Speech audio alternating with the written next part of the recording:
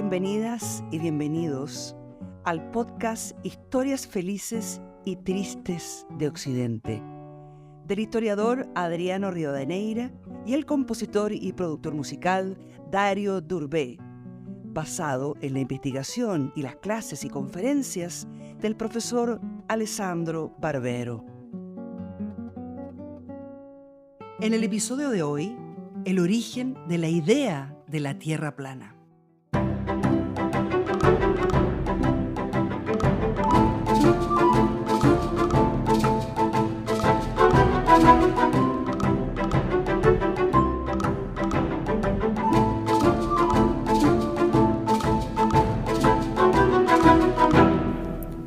En este episodio hablaremos de un mito sobre la Edad Media.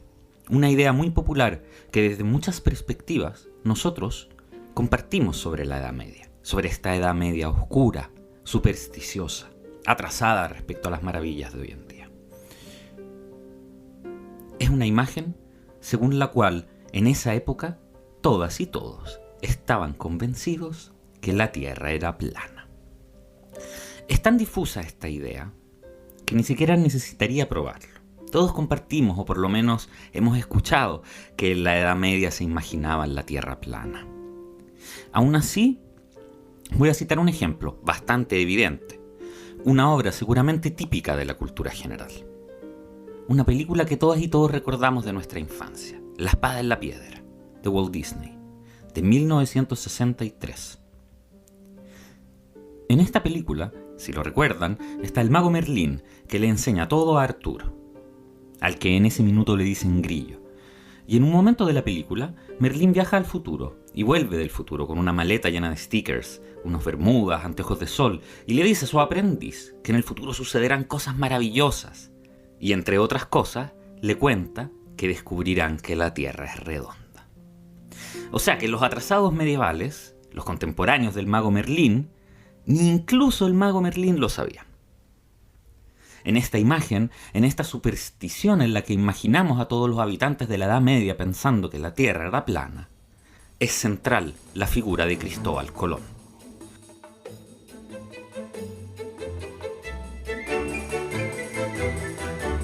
Es fundamental porque, como todos sabemos, Colón enfrentó muchas dificultades para que su proyecto de viaje se aprobara, para encontrar la plata y partir con las 3 carabelas.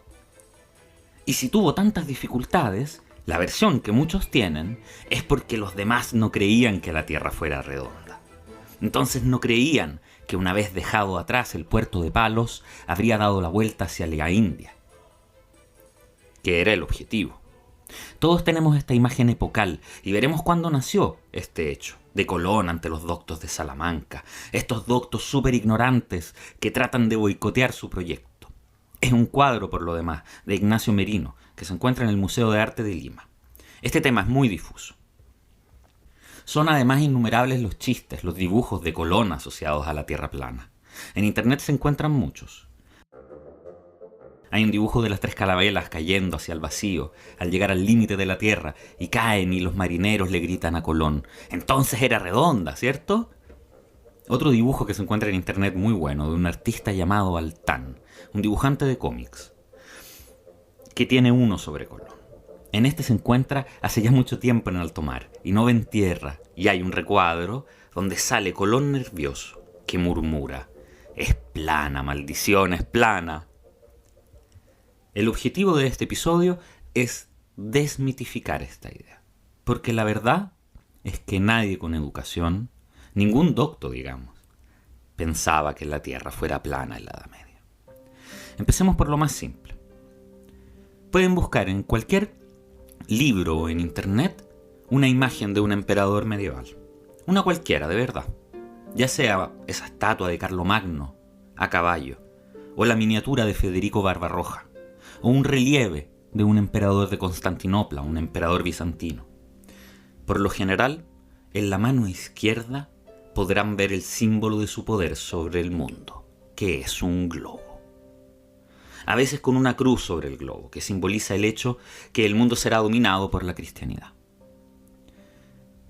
Pero uno podría decir que no conoce estas imágenes, o que no puede entrar a internet a verlas. Contemos algo más. Los doctos de la Edad Media se preocupaban sobre cómo está hecho el mundo, el universo, leían tratados o escribían tratados sobre la forma de la Tierra, por supuesto que sí. Y como estamos probando, si se quiere, que ellos sabían a la perfección que la Tierra era un globo, citaremos algunas fuentes. Había un monje en el 700 después de Cristo, en Gran Bretaña, que se llamaba Beda. El siglo VII, 700 después de Cristo, se encuentra en aquella etapa de la Edad Media que los británicos siguen llamando hoy en día The Dark Ages, la época oscura, los siglos oscuros.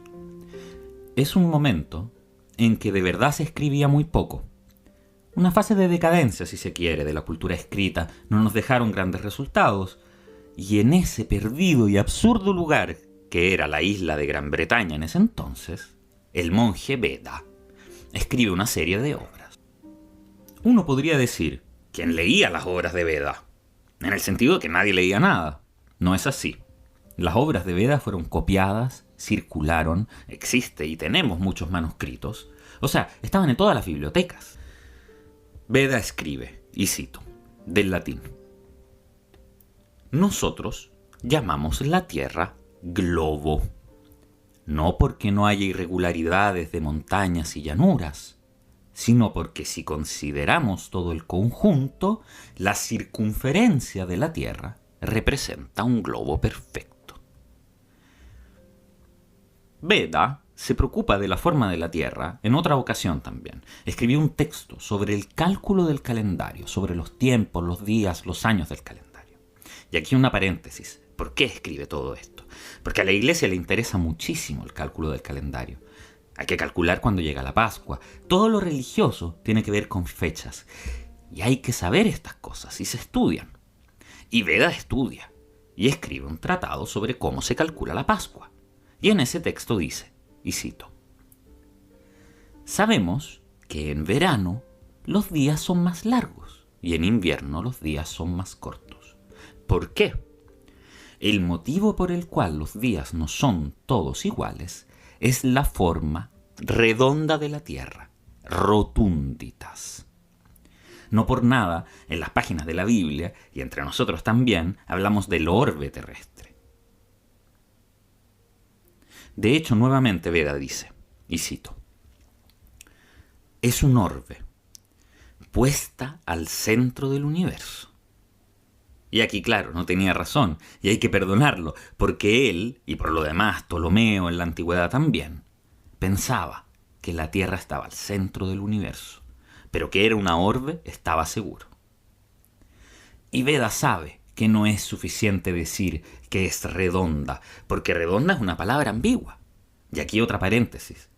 Había en los 60 un cómic, otro, y disculpen, ambientado en la Edad Media. Se llamaba El Mago de Id, The Wizard of Id. Era un reino medieval con un rey pequeño y malísimo, y en una de las escenas están reunidos los doctos del reino, que discuten sobre la forma de la Tierra. Y dicen, es redonda, y otros dicen, no, es plana. Le plantean el problema al rey, y el rey sale a pensar. Vuelve y dice, me decidí. La Tierra es redonda y es plana también. Yo la llamo la teoría de la pizza y muestra una pizza que es redonda y plana. Esta paréntesis es para decir que cuando Beda en el siglo VII dice que la Tierra es redonda, se da cuenta que no es suficiente. No conocían la pizza en Gran Bretaña en el siglo VII, entonces Beda dice, y cito, la Tierra es redonda, no como un escudo, más bien como una pelota, redonda de la misma manera desde todos los lados se observa. Después de Beda, en la Edad Media, como muchas veces hemos dicho en este podcast, la época que en su conjunto es la más larga de la historia, siguen saliendo tratados sobre la forma de la Tierra. Y se nota que los autores de estos textos siguen teniendo cierto problema con el lenguaje, porque decir que la Tierra es redonda parece no ser suficiente tampoco en esta época. Se hace un esfuerzo relevante, porque por lo demás hay que explicarle a los menos cultos todo esto. Entonces los autores hacen un esfuerzo para explicarlo a lo simple, con imágenes en vez de teorías o teoremas. Les cito una frase que surge en varios textos medievales sobre la forma de la Tierra.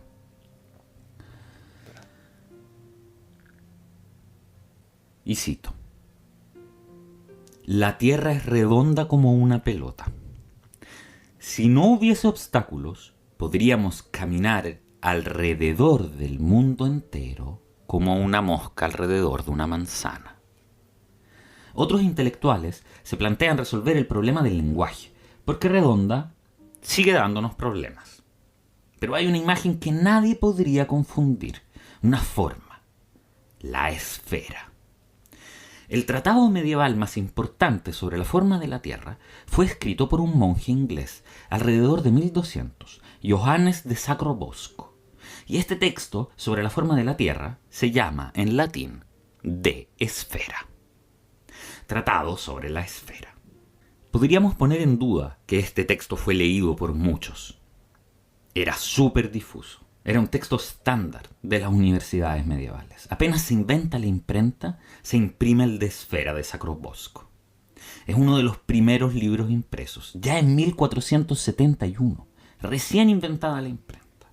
Y en 30 años salen 25 ediciones impresas del De Esfera. En otras palabras, cuando Colón discute con los doctos de Salamanca, y veremos por lo demás si es verdad que discutió algo con estos doctos, pero después, cuando Colón supuestamente va a discutir con los doctos de Salamanca en todas las universidades de Europa, está presente el tratado de Sacrobosco, De Esfera. Entonces, intentemos dar un paso atrás. ¿Por qué en la Edad Media todos sabían que la Tierra era una esfera? Porque ya lo sabían los antiguos. Y no es cierto que todos los conocimientos de la antigüedad, el mundo greco-romano, persa, se perdió. Muchas cosas sí, muchos detalles también, pero lo substancial no se podía perder. Los antiguos griegos sabían perfectamente que la Tierra es una esfera. ¿Cómo lo sabían? Razonemos sobre esto, porque las personas medievales son herederas de los antiguos. Los medievales habían hecho los mismos razonamientos respecto a Ptolomeo y Aristóteles de varios siglos antes. Y son razonamientos que, dicho entre paréntesis, podríamos hacer nosotros también, por si algún día nos diera una duda. Hoy es fácil. Los astronautas vieron la Tierra desde el espacio, sacaron fotos, qué cómodo. Pero ¿cómo lo hacían antes? Era muy fácil. Era suficiente razonar. Dice Aristóteles, y cito: los marineros que viajan hacia el sur nos dicen que mientras más te diriges hacia el sur, las constelaciones del cielo se mueven, suben, y aparecen nuevas estrellas que antes no se veían. Y si te alejas lo suficiente, todas las constelaciones son distintas. Esto se puede explicar solo si la Tierra es una esfera. Porque si la Tierra fuera plana, aún moviéndote, las constelaciones serían siempre las mismas. Puede que no estemos convencidos aún. Aristóteles dice otra cosa también, que es de verdad conclusiva, porque puede que uno no llegara nunca a conocer a un marinero que se dirige hacia el sur. ¿Quién sabe quién lo conoce? Pero cada uno en su propia casa puede hacer este simple experimento. La luna. La sombra de la Tierra se proyecta sobre la superficie lunar. Cuando vemos la luna como una hoz, esto es porque la sombra de la Tierra está proyectada sobre la luna. La sombra de la Tierra proyectada en la superficie de la luna es siempre circular. Y según Aristóteles, solo una esfera proyecta una sombra que es siempre circular. Después de Aristóteles llega Ptolomeo, considerado el más importante de los geógrafos de la antigüedad. Era el más grande, aunque pensaba que la Tierra estaba al centro del universo. Por muchos siglos, los cristianos lo creyeron. Ptolomeo también dice que la Tierra es una esfera y presenta una demostración, y lo cito: estás sobre un barco que se dirige hacia la tierra firme y ves unas montañas. Primero ves la punta de las montañas, y mientras más te acercas, más claramente ves la base de las montañas, y cuando estás muy cerca ves la playa. Según Ptolomeo, esto puede suceder solo si la superficie del mar está ligeramente encorvada. Si no, nos explicaría.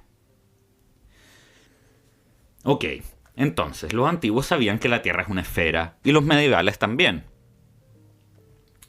Pero nadie lo puso en duda en esta transición, en este mundo antiguo y medieval.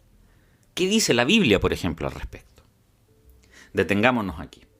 Porque es muy cierto que los primeros cristianos, unos pocos, no los doctos de la antigüedad o la Edad Media, sino que los primeros cristianos tuvieron algún problema con esto, que la Tierra era una esfera. Porque si uno lee la Biblia, en este texto, en ninguna parte se habla de la rotundidad de la Tierra. O sea, nada claro. En la Biblia hay algunos pasos que con toda la buena voluntad no combinan bien con el hecho que la Tierra sea una esfera. La Biblia, hay que tenerlo presente, es un conjunto de obras escritas a lo largo de varios siglos en el mundo judío. Dentro de la Biblia está presente toda la tradición histórica y la sabiduría de un pequeño pueblo, que no era un pueblo con una mentalidad científica. Los judíos tienen una mentalidad simbólica, alegórica, imaginaria y religiosa. Y en sus libros, o sea, en la Biblia, no se ocupan de verdades científicas, hablan un lenguaje de otro tipo. Hay que entender por qué para los primeros cristianos, que vienen del mundo antiguo finalmente, o sea, del mundo en el cual la Tierra, se sabe, es una esfera, era un poquito cansador poner de acuerdo este hecho con lo que se lee en la Biblia. Porque en la Biblia, de vez en cuando, hay versos en los cuales, que Dios los perdone, sale escrito las 4 esquinas de la Tierra. En el Apocalipsis, por ejemplo, 7:1. Después vi los 4 ángeles. Ellos estaban de pie en los 4 ángulos de la Tierra. Entonces, un primer cristiano, si así se puede llamar, dice, la Tierra tiene 4 ángulos. ¿Por qué los griegos nos cuentan que la Tierra es una esfera? ¿En qué planeta una esfera tiene 4 ángulos? Sobre todo, lo que más se encuentra en la Biblia es la imagen del cielo, como una carpa armada sobre el suelo. Y hay que recordar que los judíos son un pueblo seminómade de pastores, y para ellos la carpa es una imagen profundamente familiar. Salmo 104. Extendiste el cielo como una carpa. El profeta Isaías. ¿No entendieron cómo se fundó el mundo? Dios sienta sobre la cúpula que cubre la tierra. Desde ahí los hombres parecen hormigas. Él extiende el cielo como un velo. Lo despliega como una carpa donde vivir.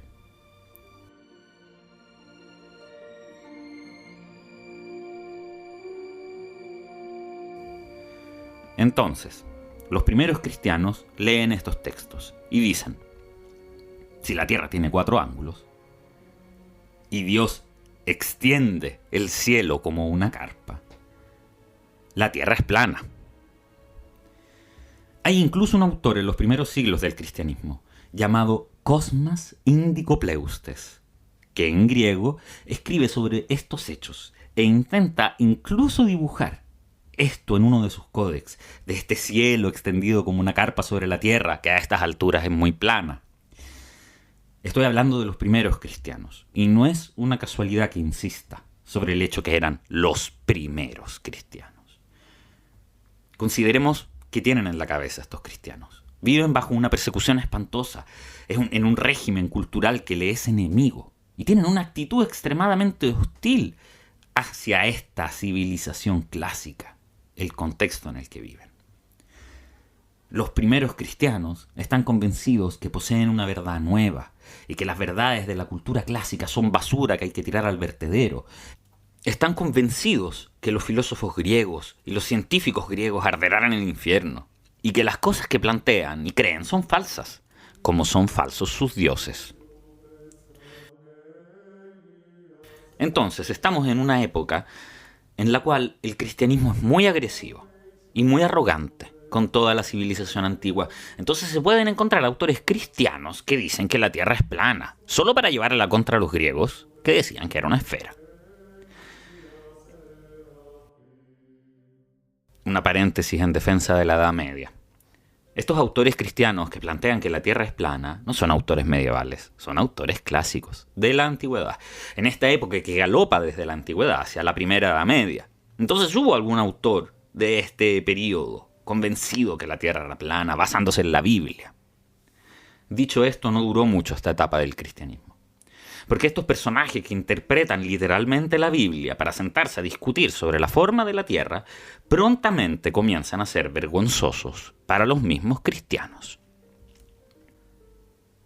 Será suficiente la llegada del emperador Constantino. Cuando llega Constantino, acaban las persecuciones contra los cristianos y el imperio empieza a proteger a los cristianos. Y de a poco, toda la sociedad grecorromana se convierte en una sociedad cristiana y se acaba la adversidad por la cultura clásica. Entonces los padres de la iglesia se preocupan porque estos cristianos que dan vueltas con la Biblia en la mano diciendo que la tierra es plana porque está escrito ahí, son grotescos. Y estos padres de la iglesia no quieren que se transparente que los cristianos son una banda de ignorantes analfabetos. Puede que sea una expresión fuerte, pero es lo que decían ellos. Cito uno de los intelectuales más influyentes de la historia cristiana, San Agustín, que vivió entre el final del siglo IV y principios del siglo V, o sea, entre el 400 y el 500 después de Cristo. San Agustín se plantea este problema. Hay cristianos que se sientan a discutir con los científicos para establecer que la Tierra es plana, porque en la Biblia está escrito que tiene 4 ángulos. Y San Agustín dice, y lo parafraseo, yo leí la Biblia. No hay nada preciso ahí sobre la forma de la Tierra. Me queda claro que a nuestro Señor no le importa nada sobre la forma de la Tierra. Él la creó, nosotros vivimos en ella, pero no es tema, no es una verdad de la fe. Es ridículo que nosotros cristianos nos pongamos a discutir de estas cosas. Desde la perspectiva de la salvación, la forma de la Tierra no le importa nada a nadie. Es uno de esos aspectos que debemos dejar para el análisis de los especialistas. Y creerle a los especialistas. Porque no hay un dogma sobre esto. Y prosigue San Agustín, y ahora lo cito literalmente. Muchas veces, un pagano conoce y sabe de la tierra y el cielo, y del movimiento de las estrellas. Y este conocimiento lo posee con certeza, porque proviene de la razón y la experiencia. Razón y experiencia con mayúscula. Y debemos detenernos en esta pareja, que será central y esencial en la cultura de la Edad Media y del pensamiento medieval. O sea, ¿cómo sabes tú las cosas? Hay 2 formas. Una es la experiencia. Lo vi, lo viví, lo toqué con mano. La otra forma es incluso mejor para ellos, porque es más noble. No necesitas hacer el experimento. Llegas a la conclusión razonando. Entonces, prosigue San Agustín y cito, para alguien que no es creyente, es ofensivo y desagradable escuchar a un cristiano decir estupideces sobre estas cosas, pretendiendo que lo que dice está basado en las Sagradas Escrituras. Deberíamos hacer todo lo necesario para evitar situaciones tan vergonzosas y evitar que los no creyentes vean solo ignorancia en los cristianos y se rían de nosotros. Todo esto, San Agustín lo escribe en una obra que se llama De Genesi ad Litteram, o sea, sobre la interpretación literal de la Génesis. En esta obra San Agustín insiste, y cito, no hay que interpretar literalmente la Génesis.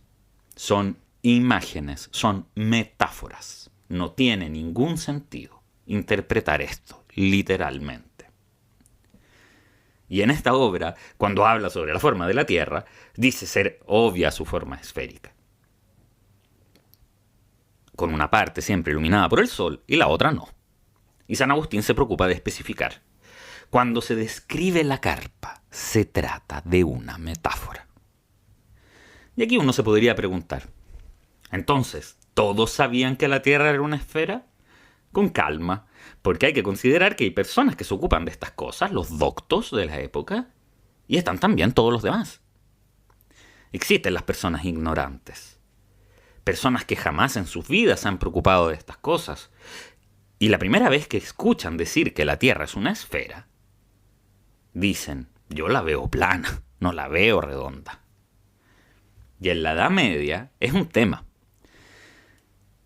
Los doctos saben que la Tierra es una esfera, y con los ignorantes hay que tener paciencia y explicar. En el siglo XII se publica la obra de un teólogo llamado Guillermo de Conches, un francés. Y uno de los capítulos de esta obra se llama La forma de la Tierra. Este teólogo y filósofo del siglo XII, o sea, 300 años antes de Cristóbal Colón, se plantea este problema. Y cito, si nosotros doctos sabemos que la Tierra es una esfera, ¿cómo se lo explicamos a los demás? Entonces en su obra imagina un diálogo, una conversación entre un filósofo y un laico, entre un teólogo docto y alguien que pobre, no siendo un hombre de la iglesia, jamás ha leído un libro. Este laico, que es como un tontorrón en la obra y hay que explicarle todo como es en realidad, es el duque de Normandía. Porque por supuesto la ignorancia traspasa las fronteras del bienestar económico y de clase, incluso en la Edad Media. Claramente los duques tenían otras preocupaciones. Entonces este teólogo conversa con el duque y este duque le dice, y cito, ¿cómo estás tan seguro que la Tierra es redonda? Yo no la veo así. Y el teólogo le responde, cierta gente es como los animales, porque confía en sus sensaciones y no en la razón.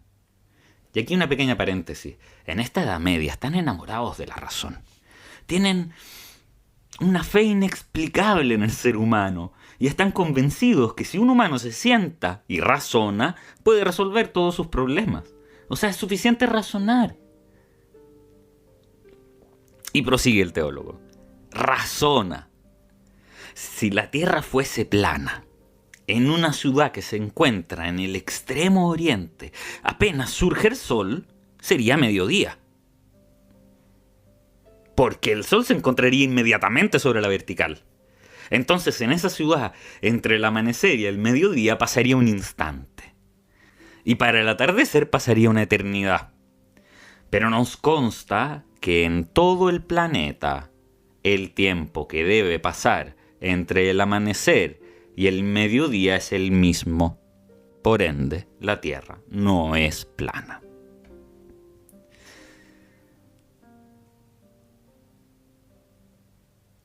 En esta Edad Media oscura e ignorante, además, es importante vulgarizar los conceptos para los doctos. O sea, construir un método para explicarle a todas y todos, los no doctos, las cosas más importantes. O sea, resumir y explicar a lo simple. En esta época medieval hay un libro muy famoso.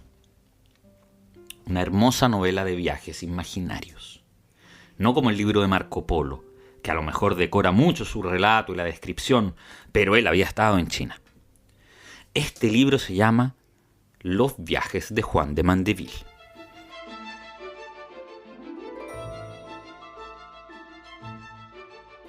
Y son totalmente inventados. El caballero Juan de Mandeville jamás existió. Pero en este texto se describen infinitos viajes por el mundo. Y cuenta un poco cómo es el mundo. Para variar, es un libro que tiene un éxito gigante. A lo largo de la Edad Media, entre el 1300 y el 1400, se traducen todos los idiomas. Apenas se inventa la imprenta, hacia el año 1500, ya hay 35 ediciones impresas de esta obra. Y aquí podemos notar algo que ocurre también en nuestros días, entre paréntesis.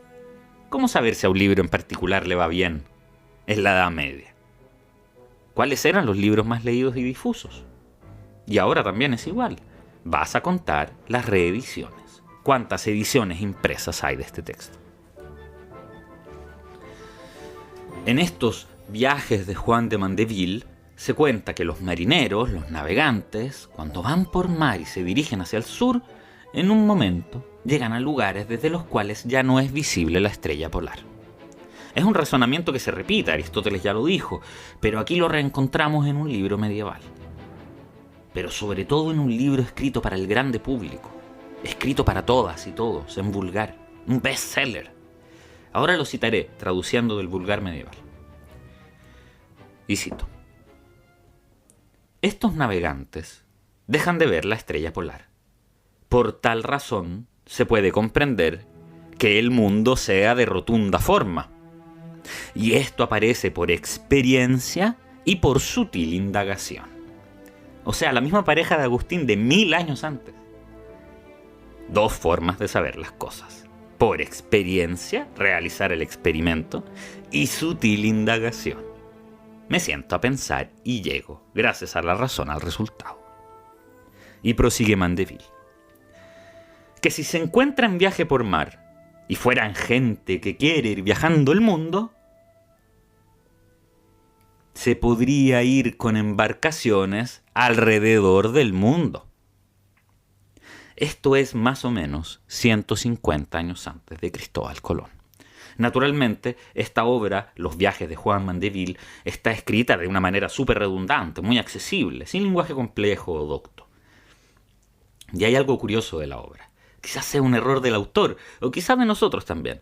La Tierra es una esfera, es redonda, y en el libro se habla de un arriba y un abajo.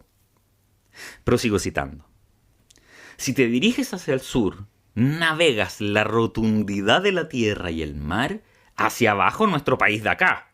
Nosotros estamos arriba en nuestro país, aquí arriba, y si vamos hacia el sur, vamos hacia abajo. Pero no pasa nada si vamos hacia abajo. Está todo bien. Y claro que parece extraño, porque los ignorantes te dicen: si vas hacia abajo te caes. A la gruesa gente, y aquí una pequeña paréntesis, la gruesa gente es la gente que no es sutil, la gente que no sabe razonar, le parece imposible ir bajo tierra y que se caería hacia el cielo allí abajo. Pero eso no podría ser. Si así fuera, nosotros nos caeríamos desde la tierra, desde donde estamos, hacia arriba sobre nosotros. En otras palabras, nadie cae hacia algo alto o hacia algo bajo. Es un poco complicado de explicar, pero el concepto es bastante claro. Y aquí entramos en un ámbito que parece ya no tener relación con la tierra plana, con esta idea, el terraplanismo. Porque que la tierra sea redonda parece bastante claro, sea en la antigüedad que en la Edad Media. Pero tiene que ver. ¿Quién está al otro lado del mundo? ¿Hay alguien al otro lado del mundo? ¿En las antípodas? Nosotros decimos antípodas, pero es un término que ya se usaba en la antigüedad, no para indicar un lugar, sino para indicar personas. Las antípodas son las personas que están abajo de nuestros pies. Intento explicarlo. Tú estás de pie, y si excavas abajo, abajo y abajo, al otro lado del mundo están las antípodas. En esta idea antigua, estas personas, a veces imaginadas como monstruos, están de cabeza con los pies hacia el aire. Y los antiguos grecorromanos y los medievales se preguntan: ¿existe todo esto? Porque claro, en la antigüedad y en la Edad Media, nadie había ido al otro lado del mundo. Por lo tanto, no podían experimentar los hechos. Y para saber si había o no algo al otro lado del mundo, había que razonar. Y por siglos en la antigüedad y en la Edad Media, los doctos se entretuvieron un montón discutiendo, intentando probar qué había al otro lado o qué no había, si había alguien o no había nadie. Los que decían que no podía haber nadie al otro lado, porque de ser así se caerían hacia abajo, ya existían en la antigüedad, ya había ignorantes en ese entonces. En una página de Plinio el Viejo, escritor romano del siglo I, en una obra llamada Historia Natural, se discute esto. Siglo I. Plinio el Viejo dice, y cito: la Tierra es una esfera, lo sabemos todos. Pero que haya gente al otro lado del mundo es algo sobre lo cual hay un gran conflicto entre los letrados y los vulgares. Porque los vulgares, dice Plinio, que es un letrado y no quiere que lo consideren un vulgar, dicen: si hay gente abajo, ¿por qué no caen? Y Plinio dice, como dirá más de un milenio después Mandeville: es ridículo pensar que si hay gente al otro lado caigan hacia abajo, como sería ridículo pensar que caemos nosotros hacia arriba. Nadie cae hacia ninguna parte. La ley de gravedad nadie la había calculado aún.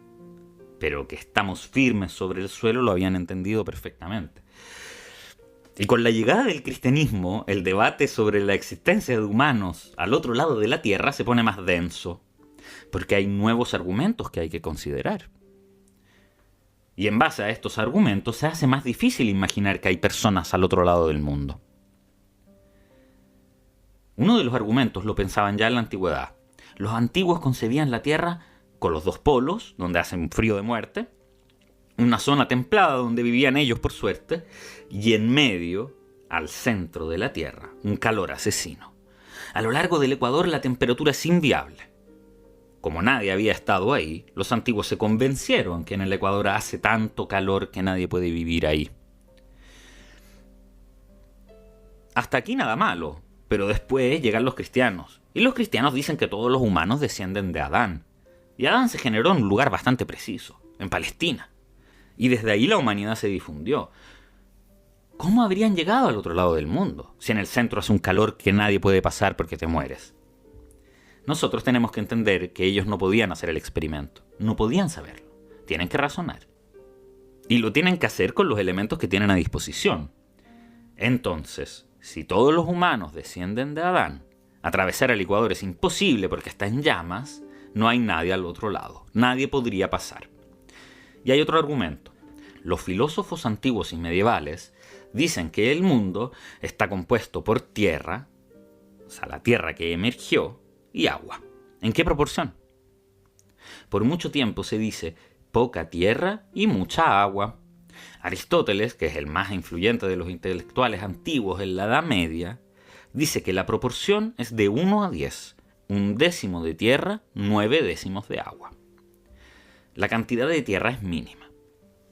Cicerón, otro intelectual famosísimo, que no es un supersticioso medieval, dice que la tierra emergida se puede observar como pequeñas manchas sobre la superficie de la tierra. Lo demás es todo agua. Entonces, aún considerando que al otro lado de la tierra hay pequeñas manchas de suelo, ¿cómo cruzar todo este mar? Esto lo piensan los antiguos. O sea, es imposible cruzar toda esta agua. Entonces no puede haber nadie al otro lado del mundo. Para el cristianismo, Dios creó las aguas y después las retiró para que emergiera la tierra, pero es poquísima la tierra. Por ende, concluyen los antiguos y los medievales, es imposible que haya gente al otro lado. No hay nadie al otro lado. Y tras toda esta tortura que les infligí sobre los razonamientos retorcidos y muy complejos, nos reconectamos con el argumento central. ¿Cuál es el problema para Cristóbal Colón? Seguramente no el hecho que la Tierra es plana, porque todos saben que es una esfera. No hay que explicarle a nadie que la Tierra es una esfera. No es necesario. Pero ¿qué le dijo Colón a la reina Isabel de Castilla cuando llega a proponerle el proyecto? Estamos a finales de 1400. Los reinos cristianos de España están terminando un proceso que duró muchos siglos, la reconquista de los territorios de la península ibérica, en manos de los musulmanes y sus reinos, sus califatos.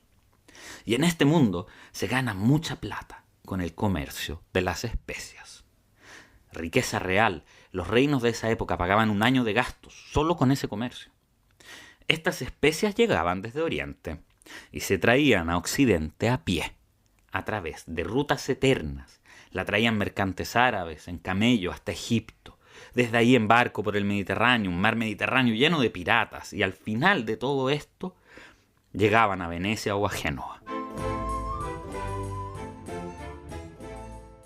El costo de esta operación era abrumador. Antes de Colón, pero no tanto, los portugueses descubrieron que en vez de esperar en este Mediterráneo que llegaran las especias, por camello se podía, en barco, navegar alrededor de África, doblando Cabo de Buena Esperanza, y llegas a la India en menos tiempo, reduciendo los costos y aumentando exponencialmente las ganancias. Los portugueses se enriquecieron de manera loquísima. Colón, un genovés, un italiano, llega ante estos reyes españoles y les dice: tengo una idea, una ruta mucho más breve que la portuguesa para llegar a la India. Como la Tierra es una esfera, Si partimos desde España hacia Occidente, nos daremos toda la vuelta y llegaremos a Oriente. Y así le quitamos el monopolio a los portugueses. Entonces, la Comisión de Salamanca, los doctos, veamos. Lo que sabemos es que Colón le presenta este proyecto a la reina Isabel, con todos los cálculos, cuánto se demora el viaje, cuán largo es el camino. Y la reina, como se trata de un proyecto carísimo, hace lo que haría cualquier gobernante hoy en día. O sea, nombra una comisión de investigación del proyecto. Son especialistas que tienen que evaluar la factibilidad del proyecto de Colón. No son los doctos de la Universidad de Salamanca, eso es mentira. Son una comisión de expertos que tienen que redactar una evaluación. Así de simple. Después de unos meses tienen una primera evaluación, negativa. Pero como Colón es muy recomendado y tiene amigos potentes, se le pide a la comisión una segunda opinión, un suplemento de investigación. Piénsenlo más en el fondo.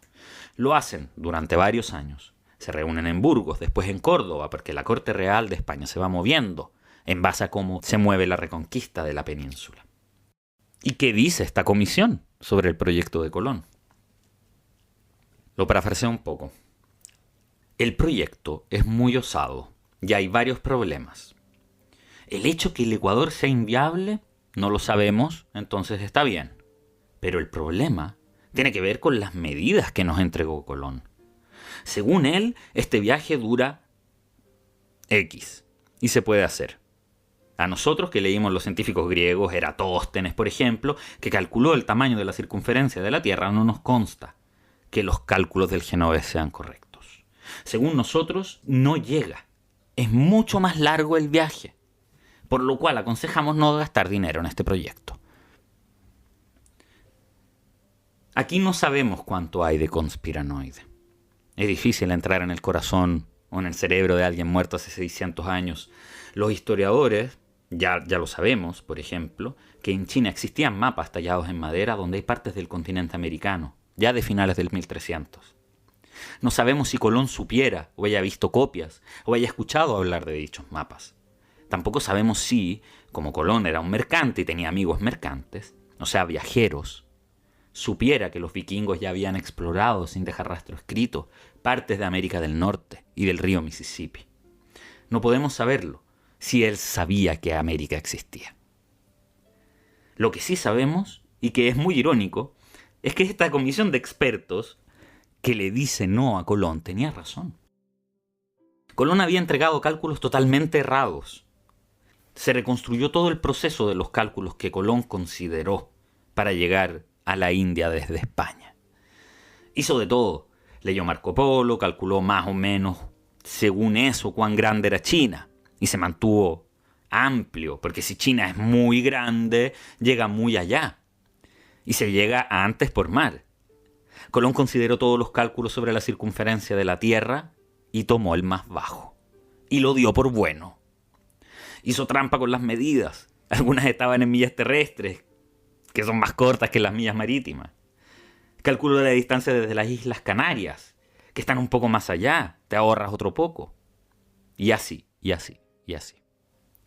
Según Colón, la distancia entre las Canarias y China es, al final de todos los cálculos, 4.500 kilómetros. ¿Saben cuánto es en realidad? Agárrense, 22.000 kilómetros.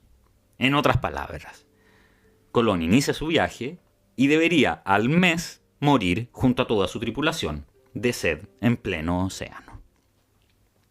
Se salva porque choca con América, así que al final tuvo razón él. La mayor conclusión del choque entre Colón y el continente americano es científico, al inicio por lo menos. Porque resulta que las tierras emergidas son muchas más de lo que se pensaba. Y cito de un tratado científico. Ahora sabemos que hay mucha menos agua de lo que se imaginaba. Entonces, si las cosas fueron así, ¿por qué todas y todos hemos visto dibujos animados, cómics, cuadros sobre esta tierra plana? ¿Por qué tenemos esta imagen de la comisión de los doctos de Salamanca, que ignorantes como bestias sostienen que la Tierra es plana y que Colón no puede llegar al otro lado del mundo? ¿Quién inventó esta mentira? Lo sabemos quién inventó esta mentira. Hay un nombre y un apellido, pero más en general es culpa de los gringos. Porque los gringos necesitan creer que Colón cambió la historia del mundo y que es un gran héroe. Un héroe que luchó contra la ignorancia y la superstición, contra la oscuridad medieval. Esta imagen de Colón, que acaba con las tinieblas de la Inquisición, de los curas y trae la luz del conocimiento científico, es fundamental para los gringos. A principios del 800, un escritor norteamericano, tal Washington Irving, muy famoso, escribió un libro llamado La vida y los viajes de Cristóbal Colón. Este autor sabe que hubo unos doctos, entre comillas, en Salamanca, que criticaron a Colón y su proyecto, que no querían darle la plata, que no querían financiarlo. No sabe nada más. Describe esta escena en páginas maravillosas, con toda esta alianza de ignorantes que intentan detener el progreso de la humanidad, y cita al profeta Isaías, la tierra plana, las antípodas, la Biblia, como si los doctos de la época estuvieran discutiendo esas cosas, imaginando un astro plano. Y crea esta imagen. En Estados Unidos todos leen este libro, y como la cultura gringa se impuso ante todas las demás, la imagen de los ignorantes doctos de Salamanca, sosteniendo que la Tierra es plana, se imprime en la memoria colectiva ad eternum. En Estados Unidos todavía se escriben estas porquerías en los libros del colegio, y por lo demás en el Capitolio de Washington hay unas puertas gigantes llamadas Columbus Doors, en bronce, las puertas de Colón, donde está inmortalizada en bronce la discusión entre Colón y los doctos de Salamanca. Esta imagen se radica para siempre. Colón representa la modernidad, la iluminación intelectual que se opone a la oscuridad y la ignorancia del pasado. Vamos concluyendo. Imagínense quién escribió esta frase o demostración. Y lo cito. Los seres humanos necesitan una superficie sólida en la cual vivir, que además debe ser una superficie plana. El Creador es omnisciente y sabe perfectamente que necesitamos una superficie plana para sobrevivir. El Creador es infinitamente sabio. Por lo tanto, le dio a sus criaturas todo lo que necesitaban. Esta es una prueba teológica, que la Tierra no es un globo. Si hubiéramos comenzado el episodio citando esta frase y les hubiera dicho que es la cita de uno de los doctos de Salamanca, nadie habría tenido objeciones. Esta frase es de un señor gringo de hace 200 años, 150 años, tal William Carpenter, que en 1885, o sea, no hace tanto si lo imaginamos, publicó en Baltimora, de propio bolsillo, y esto lo digo en defensa y para el honor de la editoría norteamericana, un libro llamado Las 100 pruebas que la Tierra no es una esfera.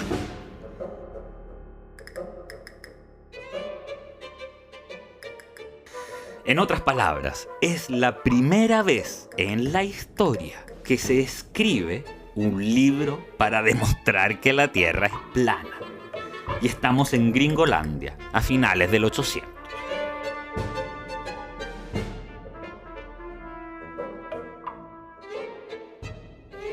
Estas 100 pruebas son maravillosas. Búsquenlas en internet. Son increíbles. Cito una de las pruebas. Si uno sube en un globo aerostático al cielo y observa hacia abajo, se nota que es plana. William Carpenter no está solo en esto. A finales del 800 nace en los Estados Unidos la Sociedad de la Tierra Plana, que aún existe. Hay un sitio web, The Flat Earth Society. Son algunas miles de personas convencidas que la Tierra es plana y que nos hacen creer que es redonda, porque nos hacen creer de todo, que fuimos a la Luna, que Hitler murió en Berlín y que en realidad está vivo. Es la primera vez en la historia probablemente en que hay gente que cree que la Tierra es plana y que se organizó para sostenerlo. Que hay una organización de seres humanos por sobre nosotros todos, una sobreestructura que nos ha mentido sobre todos los temas para esconder la verdad de los reptiles y de los alienígenas, las verdades conspiranoides. ¿Quiénes serían estos que quieren mantener el control? No lo sabemos con certeza. No nos lo cuentan en The Flat Earth Society. Lo que yo sí creo con certeza es que en realidad creer en cosas porque hace sentido que haya una superestructura ultrapoderosa de control, algo parecido a un dios déspota, es en realidad el ejercicio de algo muy simple y común en la ignorancia, en el grosor de razonar, en el fondo, como decía el caballero Mandeville. Es útil a quienes tienen miedo pensar que hay control total, incluso de la verdad empírica, que hay un sobrecontrol, una sobreestructura. Porque la realidad es mucho más salvaje y da mucho más miedo. Y la realidad es que no hay nadie controlando nada.